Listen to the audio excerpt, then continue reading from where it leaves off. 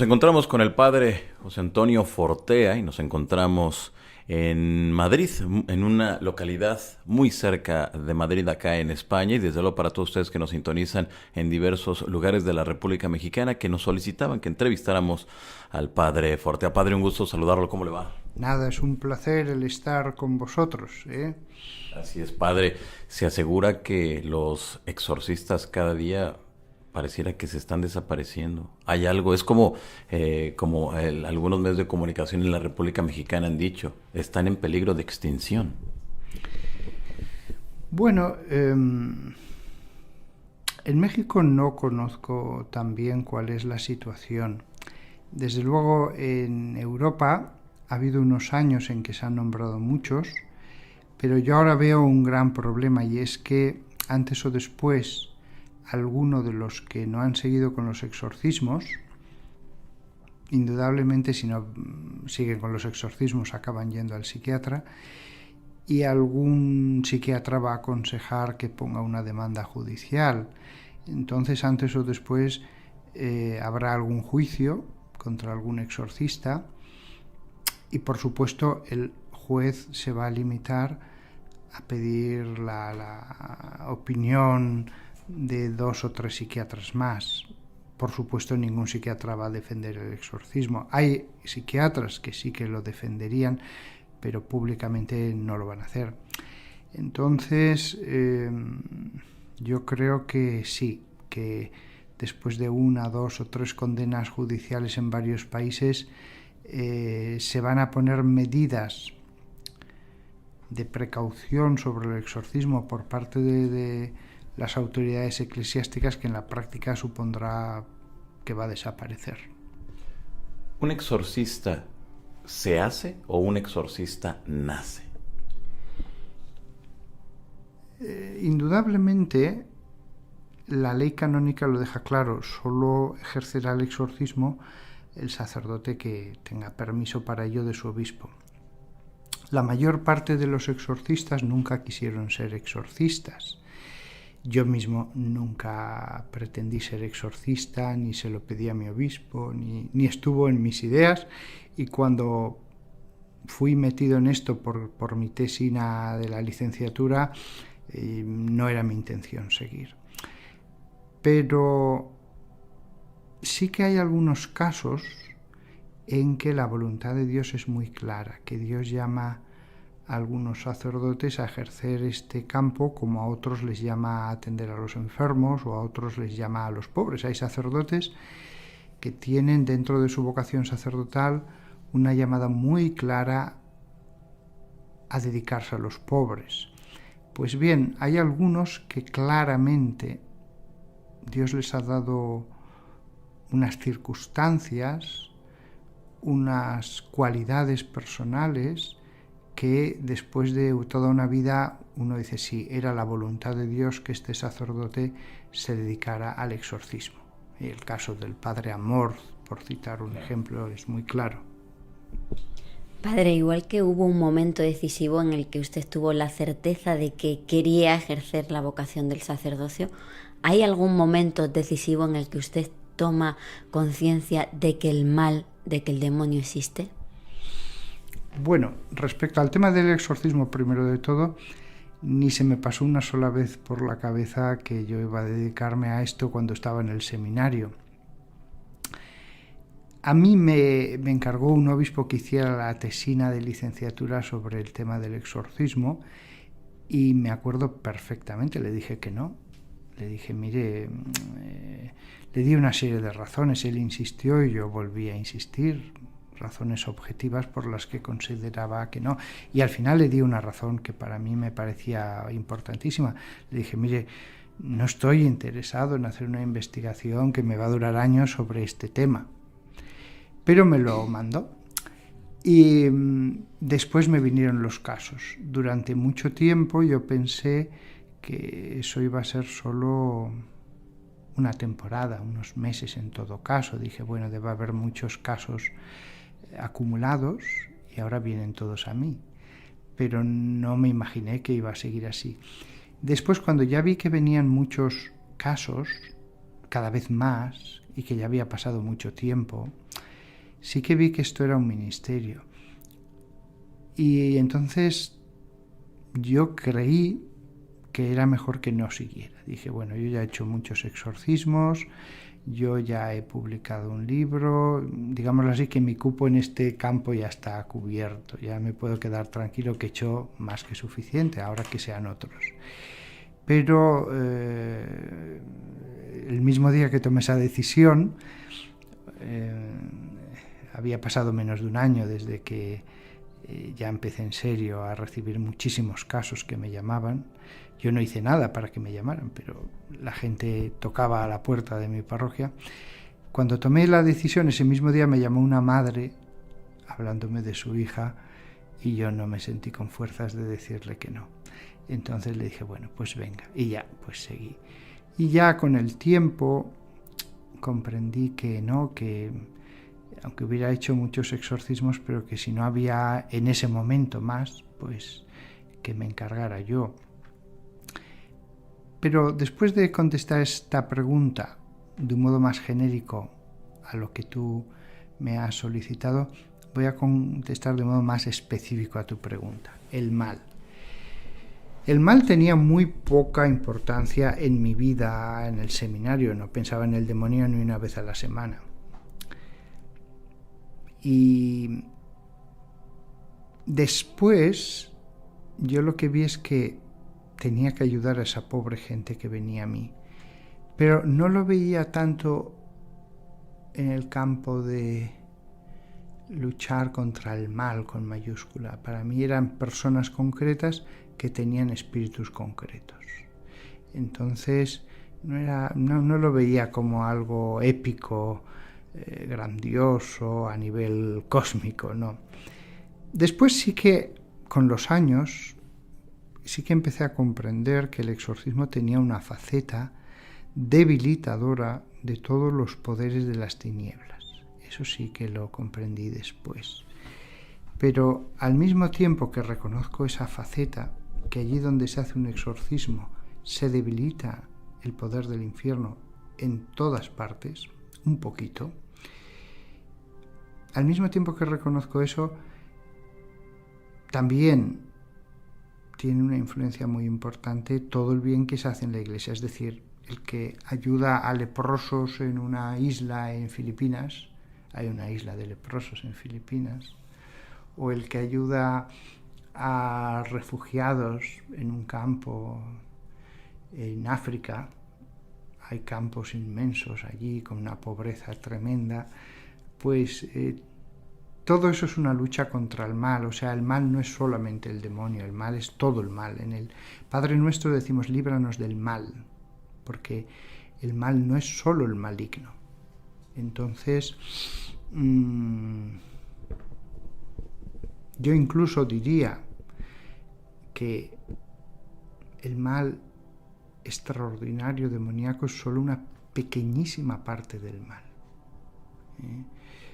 Alguien tiene que dedicarse a sacar esos espíritus, pero hay que entender que la mayor parte del mal somos nosotros los responsables, aunque no hubiera demonios. Y los grandes males terribles, opresión de pueblos enteros por parte de dictadores que torturan y hacen la represión y someten a los pueblos, no voy a decir en la esclavitud, pero les privan de la libertad que Dios les ha dado. Ese mal inmenso es fruto de los hombres, fruto de los hombres. Entonces, eso no se arregla con un exorcismo. Hay que a veces abordar esos problemas de un modo mucho más complejo. Pero no, el mal demoníaco es solamente una pequeña parte del mal. Padre, ¿qué características deben de verse en una persona para saber que realmente hay un contacto con una entidad maligna y que no se trate de una enfermedad mental? Sí, primero lo que hacía siempre era hablar con la persona para ver qué le pasaba, cuál era su situación mental y qué le pasaba, a ver si era razonable o no era razonable, y después oraba por ellos. después oraba y había algunas personas que no sentían nada. Yo le decía, ¿siente usted algo? No, no siento nada. Y sin embargo otras personas de pronto sí que sentían algo malo, pues un dolor o ganas de vomitar o como un anillo de hierro que les apretaba la cabeza o un cosquilleo por todo el cuerpo, o es variado. Otras personas, esto es influencia demoníaca, otras personas era posesión, caían al suelo, se ponían a gritar, se ponían a blasfemar de un modo muy violento, etc. Eso ya es posesión. Una cosa es la influencia, pero no llega a poseer a la persona, otra cosa es ya la posesión. ¿Esas posesiones siguen ocurriendo en la actualidad, en el siglo XXI aquí en España? En todo el mundo, no importa si vamos a Los Ángeles, a Hong Kong, África, Alemania, no hay país donde no haya casos en que hay personas con espíritus dentro. ¿Y qué protección legal? Nos hablaba antes de la situación a la que se enfrenta un exorcista en la actualidad por este descreimiento en este tipo de entidades demoníacas. ¿Se ejercen menos exorcismos, se realizan menos exorcismos que en otras épocas precisamente por ese marco legal que no protege a la figura del exorcista? El marco legal es bueno. El marco legal es bueno. Además, la Iglesia, ni en este caso ni en ningún otro, pretendemos ningún trato de favor ni privilegio. Como cualquier otro ciudadano nos sometemos a la ley. Ahora bien, por poner un caso concreto, porque yo he hablado del futuro, ahora mismo no estamos teniendo problemas. Un sacerdote, que conozco muy bien, pues hizo el exorcismo de una chica. Por supuesto la chica consintió en el exorcismo, por supuesto los padres, y por ese lado no hubo ningún problema. Pero después una tía suya consideró que eso era inaceptable. Y como los exorcismos habían empezado antes de que tuviera 18 años, tenía 16 o 17, pues lo denunció ante los tribunales. No le apoyaron ni los padres ni la misma posesa, que ya me imagino estaba liberada, ahora no más. Sí, los exorcismos ya no seguían. Pero el caso fue admitido a trámite. Es cierto que después el juez, viendo todas las circunstancias, consideró que no se había vulnerado la ley en nada y fue absuelto sin ningún cargo. Pero otro juez puede pensar de otra manera. Y otro juez puede limitarse a decir que vengan aquí 3 psiquiatras y preguntarles si esta persona padece algo mental. Si ha dejado los exorcismos, evidentemente va a parecer que es algo mental. Y después la siguiente pregunta es, ¿creen ustedes que los exorcismos le han hecho bien? Van a decir que no. Entonces, no importa que tú hayas liberado a 100 personas o a 1000. El juez solamente te va a juzgar por 3 informes de 3 personas que no creen en los exorcismos. El marco legal es bueno. Lo que pasa es que algunos jueces pueden no entender que el mundo de los espíritus existen, digan lo que digan los psiquiatras. O sea, nosotros no estamos en contra de la psiquiatría. Nosotros reconocemos que prácticamente todo lo que parece una enfermedad mental es una enfermedad mental. Pero si existen los espíritus, algún caso no. Eso es lo que no están dispuestos a admitir algunos psiquiatras. Y algunos psiquiatras, yo me los he encontrado, han sido muy, muy, muy agresivos contra este ministerio.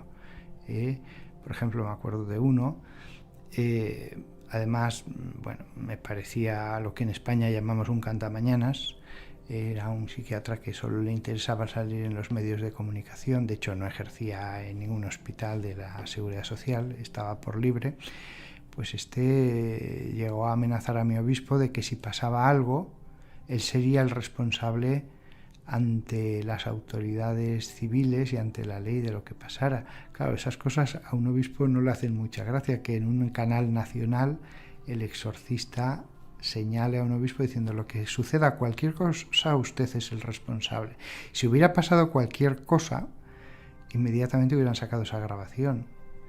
Y evidentemente un juez podría decir: pues es verdad, si este está bajo obediencia del obispo, el obispo también es responsable.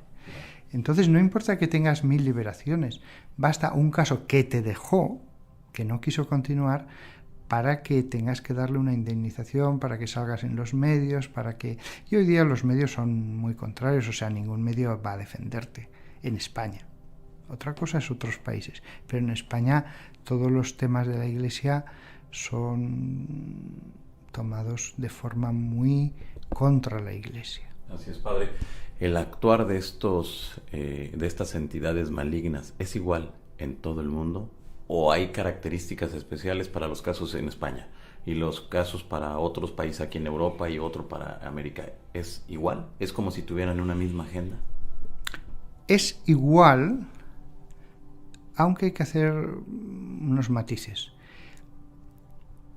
Si, por ejemplo, hay un monje en el budismo tibetano que es el llamado el oráculo, pues es verdad que en un momento dado, en mitad de una serie de oraciones y plegarias, allí se manifiesta un espíritu a través de ese monje y entra en trance. Las características son iguales, pero por supuesto teñido de todo el estilo propio de ese ambiente budista. Si hay una posesión, por ejemplo, cuando había posesiones entre los aztecas antes de que llegaran los españoles a América, evidentemente entraban en trance, se ponían furiosos, rabiosos, atacaban a otros, los ojos en blanco, o sea, es lo mismo. Pero todo lo que decían o quienes decían ser se teñía de la mitología, de las creencias, de los aspectos a veces de la brujería del lugar donde están. Es decir, ellos no van a decir soy un demonio, van a decir soy el dios tal o el dios cual, o un dios menor o un espíritu de este tipo, y les va a hablar un lenguaje que para ellos es comprensivo, que lo pueden comprender, comprensible. En una Europa cristiana el demonio va a hablar con el bagaje del cristianismo. El fenómeno es el mismo, pero el ropaje con el que se comunican los demonios o aquello que dicen ser va a tener las características del lugar donde están. Okay. ¿Todo dependerá entonces del bagaje cultural de la persona y de esa sociedad? Aunque la gente piensa que cuando hablan los demonios pues hablan latín y hablan alemán y hablan la más alta teología, etc., no suele ser así. Algún caso he conocido, pero no es lo normal. Lo normal es que incluso en los auténticos y verdaderos casos de trance en que ya no es el individuo, el espíritu habla a través de los esquemas mentales, del vocabulario de la persona en la que está dentro. Yo sé que en las películas es de otra manera. Normalmente es así. He conocido excepciones, pero muy pocas. Alguien dirá, esta es la prueba de que esto no es una posesión. Bien, reconozco que no es un argumento nada a favor, que los espíritus suelen hablar con las categorías de la persona en la que están dentro. Ahora bien, aunque eso no es un punto a favor, sin embargo, sí que la persona queda liberada. Y hay casos clarísimamente que deberían ser esquizofrenia. Luego, si quedan liberados es que no era esquizofrenia. O en otros casos dirían, bueno, es trastorno límite de la personalidad. Ya, pero después de años de intentarlo por la vía psiquiátrica, ha quedado liberado. Por eso sabemos que era un espíritu. Y ha quedado liberado. Y yo he seguido casos durante muchísimos años, más de 10 años incluso después de su liberación. Y seguían liberados. Hay casos que los he seguido más de 10 años, más, incluso alguno 15 años, nunca más han vuelto a tener ningún problema. Entonces, por eso sé que cuando digo que alguien era un espíritu, pero sí, la enfermedad mental existe, por supuesto. Y nosotros creemos que la mayor parte de los esquizofrénicos son esquizofrénicos. La mayor parte de las personas que tienen trastornos de la personalidad tienen trastornos de la personalidad. La mayor parte de las personas que sufren depresión lo que necesitan es un psiquiatra o un psicólogo, no un exorcista. Pero algún caso hay que además de la enfermedad hay un espíritu. ¿El fervor religioso puede llevar a desarrollar por una sugestión una falsa posesión? Aunque esto es la radio y no la televisión, voy a coger ahora el micrófono que me sostiene aquí mi amable entrevistador y vamos a pasear y así hago ejercicio. Esto es lo bueno de la radio, que puede ser una cosa en que puedes andar por unos pasillos. Si los que me escuchan ahora pudieran ver, verían que llevo un clériman con bata blanca y que vamos por un pasillo de un hospital inmenso aquí a las afueras de Madrid, y así hago un poco de ejercicio. Por eso a veces me notarán la respiración un poco alterada mientras andamos. Perdona, ¿qué pregunta me habías hecho? ¿El fervor religioso puede llevar por la sugestión a que se cree una falsa posesión, padre? Sí, o sea, todas las posibilidades de patologías se pueden dar. Hay personas que pueden estar convencidas de tener un demonio dentro y en realidad no tienen ningún demonio dentro. Hay personas que creen tener todos los signos de la posesión, no notan cómo se mueve en el interior, dicen ellos a través de él, etcétera, pero no tienen un espíritu, ¿eh? O sea, lo mismo que existen las monedas verdaderas, también existen las monedas falsas. Ahí está el especialista para decir, este billete es falso, pero si tiene la cara, el valor, la marca de agua, tal, sí, pero es falso, ¿eh? Ahí está el exorcista con experiencia para decir, yo he tenido casos, sí, se cae al suelo, grita, blasfema, pero no veo que es posesión, es un trastorno histriónico de la personalidad y él mismo no está mintiendo, está convencido de que está sufriendo pues una posesión.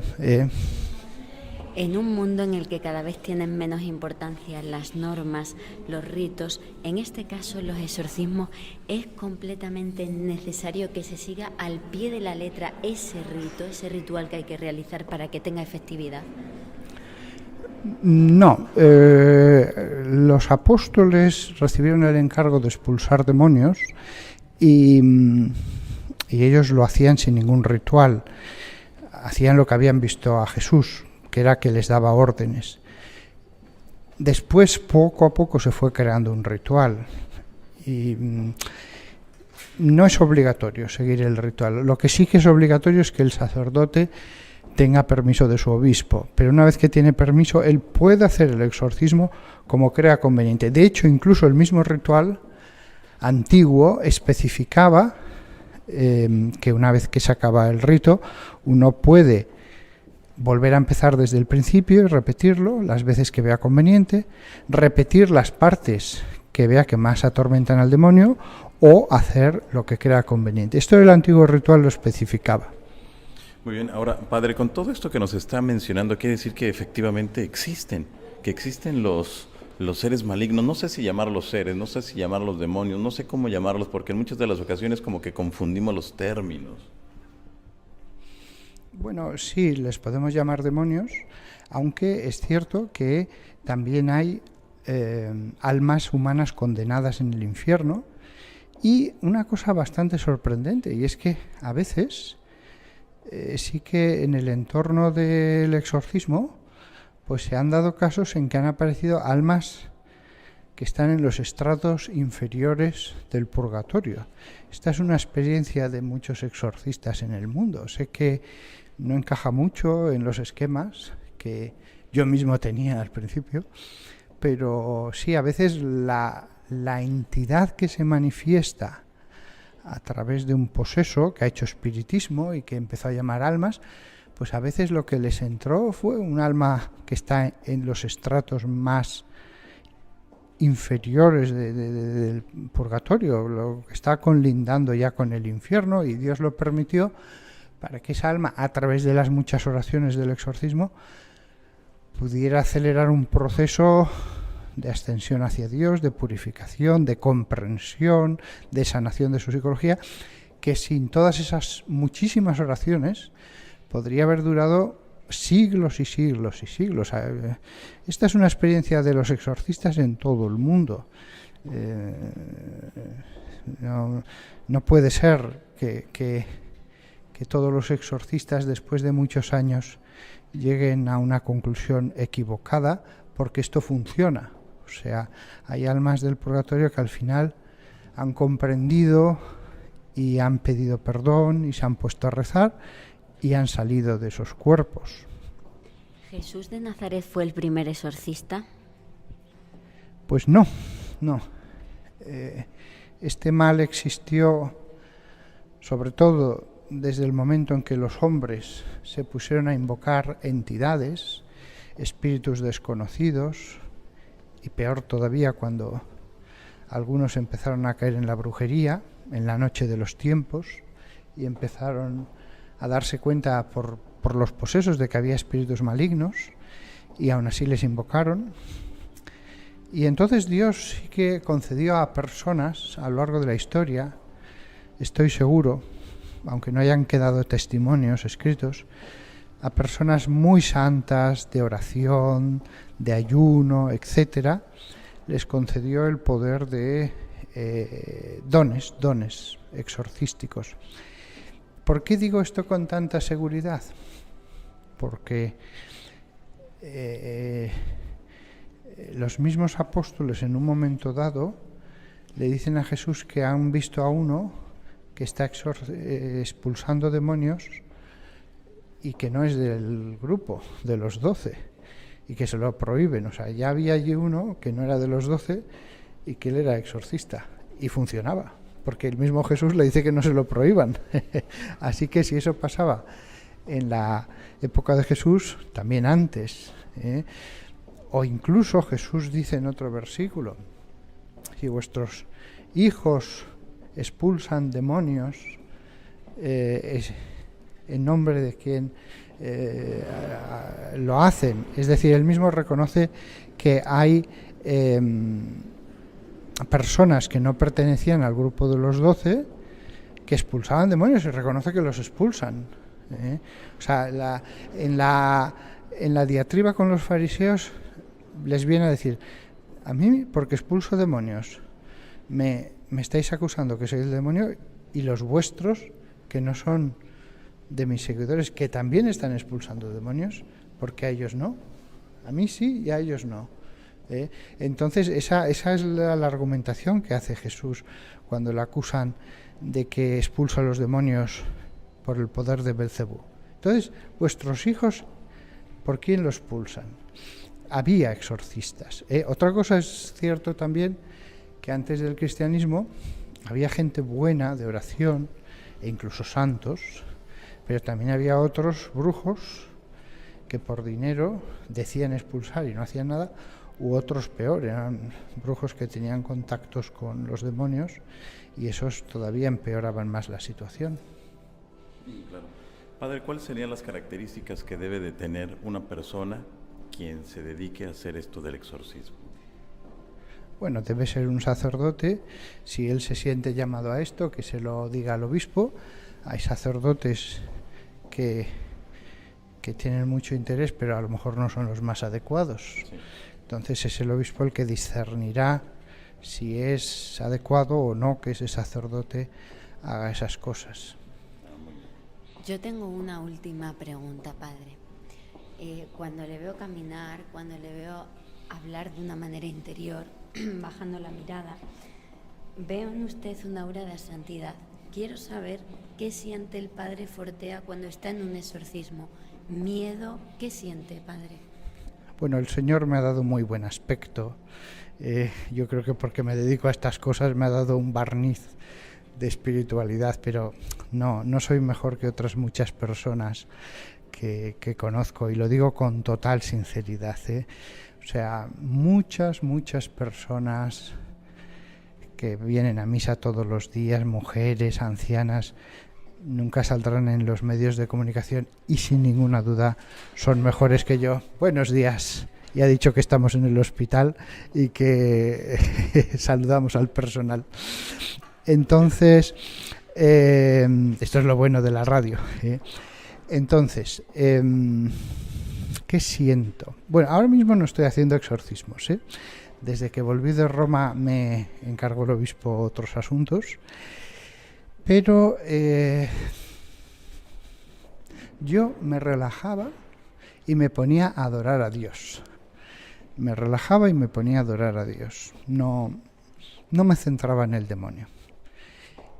Yo creo que el mejor modo de combatir al demonio es la adoración a Dios. ¿Y qué sentía? Bueno, sí que sentía la convicción de que mi trabajo tenía mucho provecho. En el mundo hay muchos trabajos que uno cuando vuelva a casa puede preguntarse con toda razón, ¿pero esto vale para algo? Hay trabajos que no está nada claro. Sin embargo, yo allí sí que veía la persona concreta a la que se ayudaba y que se quedaba liberada y que mejoraba y que volvía a vivir, que estaba como en una fosa de tristeza y de mal, y de pronto volvía a brillar la luz en su vida. Entonces eso me daba mucha alegría. Y después había otra cosa que siempre pensaba cuando iba en mi automóvil hacia la parroquia, porque yo no tenía rectoría al lado de la iglesia, era una de las pocas iglesias de la diócesis que no tenía rectoría. Yo sí que pensaba lo entretenido que era ese trabajo. Otros trabajos son más aburridos, son más... Sin embargo, ese trabajo pues era muy interesante, siempre había cosas nuevas, siempre era lo desconocido, etcétera.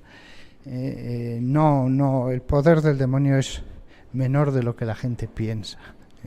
Dios es el Todopoderoso, el demonio simplemente está pululando y tentando, y al que se mete en el peligro a veces le hace alguna cosa extraordinaria, pero el poder del demonio es menor de lo que la gente se piensa.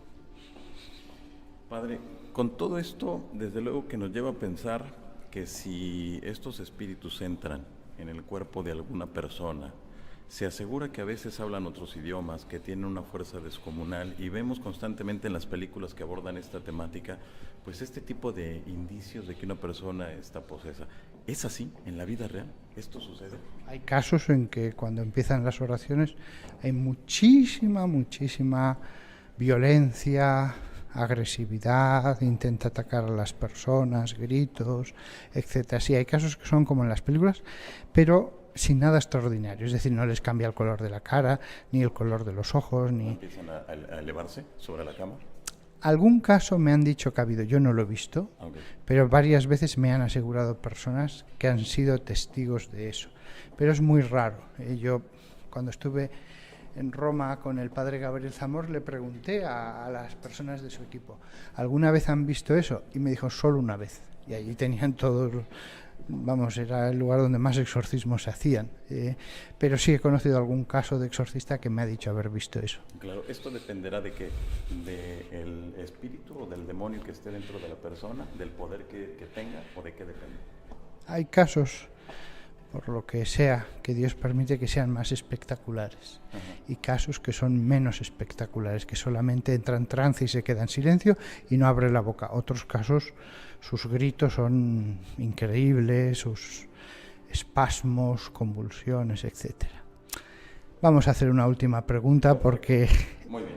Me gustaría, padre, que nos pudiera compartir alguna de esas experiencias propias, que nos diga realmente qué se siente estar ahora así frente al diablo, frente al demonio. Bueno, sí, hay casos en que la mirada, la mirada es muy impresionante, y uno sí que tiene una convicción absoluta de que allí está el diablo, Satanás o un demonio muy importante y que te está transmitiendo ese odio. Yo, claro, como me intento concentrar lo más posible en la oración, en Dios, pues tampoco presto mucha atención, pero he conocido incluso psiquiatras que de pronto todo el pelo de su cuerpo se les ha erizado ante una de esas miradas. Hay casos que son terribles y tremendos porque es un misterio de maldad espectacular. Sí, la palabra terrible se aplica muy bien a las manifestaciones de ese ser verdaderamente réprobo y lleno de odio, sí. Por último, padre, ¿el diablo existe? Yo creo en la existencia del diablo, primero de todo, porque como católico creo en la palabra de Dios y se nos dice, pero después, por lo que he visto, hay muchas cosas en este mundo que me hacen pensar que existe tanto el bien, Dios con sus milagros o fenómenos místicos en santos, como el mal. Las dos cosas las he visto. Perfecto. Pues muy bien, padre, muchas gracias por esta entrevista. Ha sido un placer.